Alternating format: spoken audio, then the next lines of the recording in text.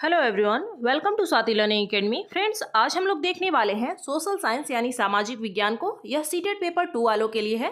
साथ ही अगर आप इसका पीडीएफ चाहते हैं तो इस वीडियो के डिस्क्रिप्शन में टेलीग्राम चैनल का लिंक दिया गया है, जहां जाकर आप इसे डाउनलोड कर सकते हैं और पढ़ सकते हैं। तो चलिए शुरू करते हैं आज की क्लास को। देखिए, इससे पहले की क्लास में हमने अक्षांश रेखाओं, प्रमुख अक्षांश रेखा और ताप कटिबंध के बारे में अच्छे से जाना था और आज हम लोग देशांतर के बारे में जानेंगे। देखिए, अक्षांश रेखा का मुख्य कार्य था कि पृथ्वी पर कौन सा स्थान ठंडा है या गर्म है, इसकी जानकारी एकत्रित करना। वहीं देशांतर रेखा का काम होता है समय और स्थिति की जानकारी।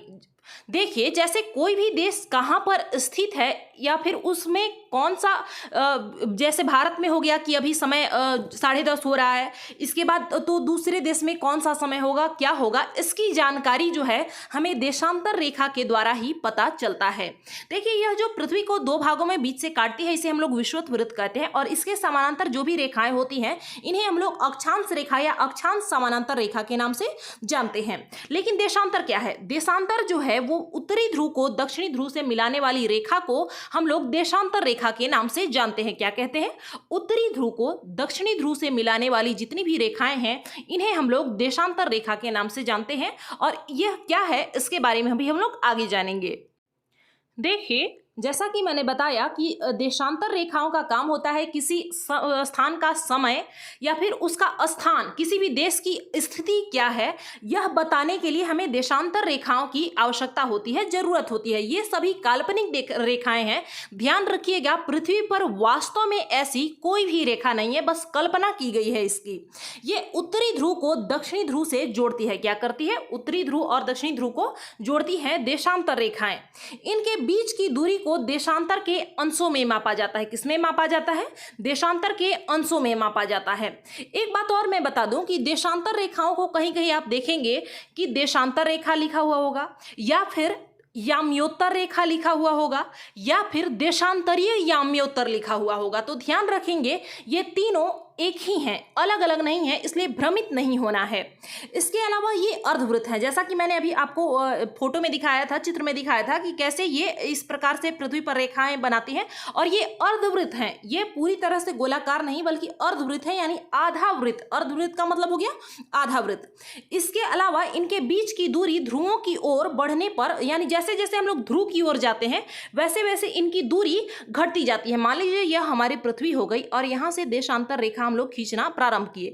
क्या होगा? यहाँ जहां पर ध्रुव है यहाँ पर इनकी दूरी जो है वो कम होती जा रही है। वहीं अगर हम लोग विषुवत वृत्त की बात करें, यह हमारा विषुवत वृत्त हो गया, तो यहाँ पर अगर हम लोग बात करें तो यहाँ पर इनकी दूरी सर्वाधिक है, दूरी दिख रही है। लेकिन जैसे जैसे हम लोग ऊपर जाते हैं ध्रुव की ओर, यहाँ इनकी दूरी घटती जाती है और अंत में ध्रुव के पास आकर इनकी जो दूरी है वो शून्य हो जाती है, यानी 0 हो जाती है, जहां सभी देशांतरीय याम्योत्तर मिल जाते हैं। देशांतरीय याम्योत्तर और देशांतर एक ही है, इस बात का ध्यान रखेंगे। और अगर बात करूं सीटेट की, तो इसमें ऐसा क्वेश्चन देता है कि आप समझ नहीं पाएंगे कि आखिर क्या पूछा जा रहा है हमसे, इसलिए क्योंकि बच्चे भ्रमित हो जाएं और गलत आंसर करके आ जाएं। तो एक बार आप लोग यह ध्यान रखेंगे कि देशांतर या फिर देशांतरीय याम्योत्तर जो है वो एक ही होता है। सभी देशांतरों की लंबाई समान होती है। क्या है? सभी देशांतरों की लंबाई समान होती है। लेकिन क्या सभी अक्षांशों की लंबाई समान होती है? नहीं, सभी अक्षांश रेखाओं की लंबाई समान नहीं होती, लेकिन सभी देशांतर रेखाओं की लंबाई समान होती है। देशांतर रेखा क्या है? यह उत्तरी ध्रुव को दक्षिणी ध्रुव से जोड़ती है और इसका कार्य होता है समय या किसी स्थान की स्थिति को बताने का कार्य करती है। ये अर्धवृत्त है और ध्रुव के पास जैसे जैसे हम लोग बढ़ते जाते हैं इनकी दूरी कम होती जाती है। वहीं जब ध्रुव पर पहुंच जाते हैं तो इनकी जो दूरी है वो शून्य हो जाती है, यानी 0 हो जाती है। यहां तक आप लोगों को कोई भी डाउट नहीं होना चाहिए। देखिए, यह जो चैप्टर है ये बहुत ही महत्वपूर्ण है और यहाँ से अक्सर कई प्रश्न पूछे जाते हैं, इसलिए इसे छोड़ना नहीं है बल्कि इसे अच्छे से कंप्लीट कर लेना है, समझते हुए चलना है। अब देखिए, देशांतर वृत्त जो है वो 360 डिग्री का होता है। कितने का होता है? 360 डिग्री का देशांतर वृत्त जो होता है वो 360 डिग्री का होता है। इसके अलावा हम लोग देखेंगे प्रमुख याम्योत्तर। याम्योत्तर यानी देशांतर, और प्रमुख है यानी जो इसमें भी प्रमुख है इन रेखाओं में, उनके बारे में। इंग्लैंड के ग्रीनविच शहर से होकर गुजरने वाली रेखा को मध्याह्न रेखा कहते हैं। क्या कहते हैं? मध्याह्न रेखा कहते हैं। जहां ब्रिटिश राजकीय वेधशाला स्थित है, यहां से गुजरने वाली यामियोत्तर को प्रमुख यामियोत्तर कहा जाता है। प्रमुख यामियोत्तर क्या है कि ब्रिटिश में यानी ब्रिटेन में जो राजकीय वेधशाला है ग्रीनविच जहां है, वहां से होकर गुजरने वाली रेखा को हम लोग प्रमुख यामियोत्तर रेखा कहते हैं। यामियोत्तर रेखा यानी देशांतर रेखा है। इसे हम लोग चित्र की मदद से समझेंगे। देखिए यहाँ पर आपको देशांतर रेखाएं नजर आ रही होंगी पृथ्वी पर। ये हमारा उत्तरी ध्रुव है और यहाँ पर जो आप एक बीच से लाइन देख रहे होंगे, यह क्या है? यही प्रमुख यामियोत्तर है। ये जो स्थित है, इसके नीचे जो मैप बना हुआ है आप लोग देख सकते हैं। यह जो मैप है यहाँ पर जो स्थित है, यह हमारा ब्रिटेन है और ब्रिटेन के बीच से जो ग्रीनविच शहर है, वहाँ से गुजरने वाली जो देशांतर रेखा गुजरती है, उसे हम लोग प्रमुख यामियोत्तर या मध्याह्न रेखा के नाम से जानते हैं। अब इसकी जरूरत क्यों पड़ी होगी आप समझिए। देखिए, जैसा कि मैंने बताया कि जो देशांतर रेखाएं होती हैं किसी स्थान का स्थिति बताती हैं। अब आप स्थिति यानी दिशा का निर्धारण कैसे करेंगे कि कोई भी स्थान पूरब में है या पश्चिम में है? पूरब और पश्चिम का निर्धारण तभी आप कर सकेंगे कि कौन सा स्थान पूरब में है, पश्चिम में, कहां पर है। इसका निर्धारण कैसे होगा? तभी जब आप किसी भी चीज को सेंटर मानेंगे, बीचों बीच मानेंगे। अब यहां से अगर बात की जाए तो इसे ही सेंटर यानी केंद्र माना गया है। इसका मान जो है वो 0 डिग्री रखा गया है, 0 डिग्री। और इसके इस तरफ वाली दिशा को हम लोग पूर्वीय देशांतर कहते हैं और यहाँ इस तरफ वाला जो है ये पश्चिमी देशांतर रेखाएं हो गई। क्या हो गया? इस तरफ जो भी रेखाएं हैं वो पश्चिमी देशांतर हो गई। इसीलिए देशांतर रेखाओं का जो मान होता है उसके लास्ट में पूर्व या पश्चिम लिखा गया होता है। तभी हम अंदाजा लगा पाएंगे कि वो जो स्थान है, भारत कहाँ है? भारत पूर्वी देशांतर में है। वहीं पश्चिमी देशांतर इस दिशा में अगर जो भी होगा उसे हम लोग पश्चिमी देशांतर के नाम से जानेंगे।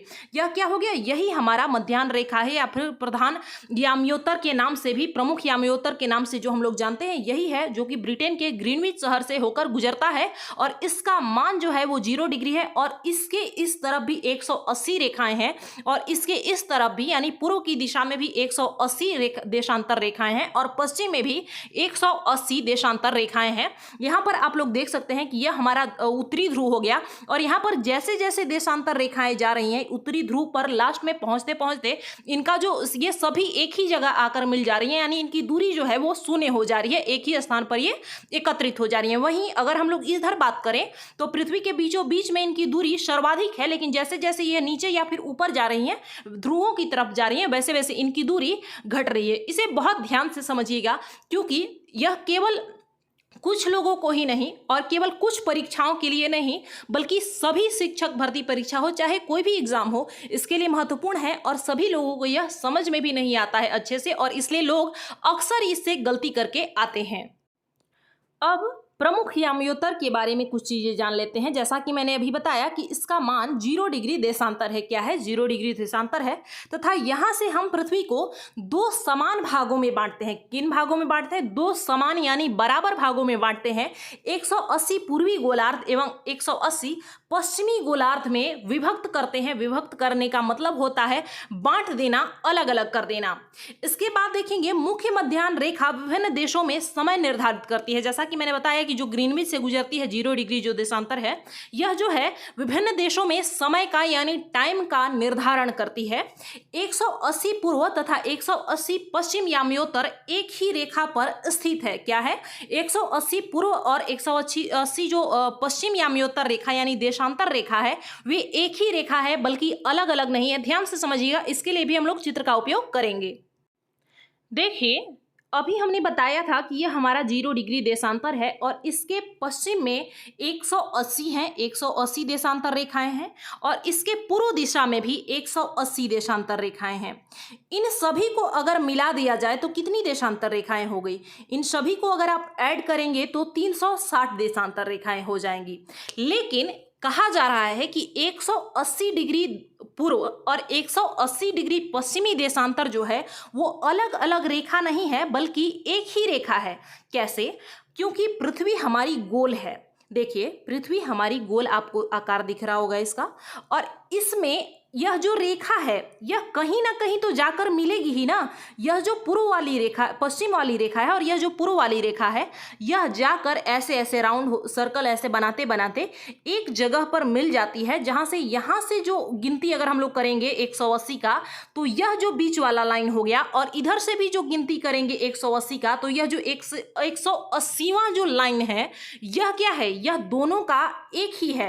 इसलिए क्या हो गया, एक जो 360 हमारी रेखाएं थी उनमें से आपको एक कम करना होगा। क्या होगा, क्योंकि दो रेखाएं एक ही हैं, इसलिए आप इसे एक कम कर देंगे। उसके अलावा फिर 360 कैसे पूरा होगा, तो देखिए मैंने क्या बताया कि यह जो 0 डिग्री देशांतर है, इसे तो हम लोग काउंट नहीं कर रहे थे। हम लोग क्या काउंट कर रहे थे, यहां से हटाकर, यानी इसके बाद 180 और इसके बाद 180, तो इनमें भी हमने देखा कि 180वां जो है वो एक ही आ रहा है, एक ही स्थान है, वो अलग अलग नहीं है। तो इसलिए क्या हो गया, 359, यानी 359 रेखाएं हैं। लेकिन जो 0 डिग्री जो है ये प्रमुख याम्योत्तर है, इसे अगर 0 डिग्री को मिला लेते हैं तो पूरा 360 देशांतर रेखाएं हमें प्राप्त होती हैं।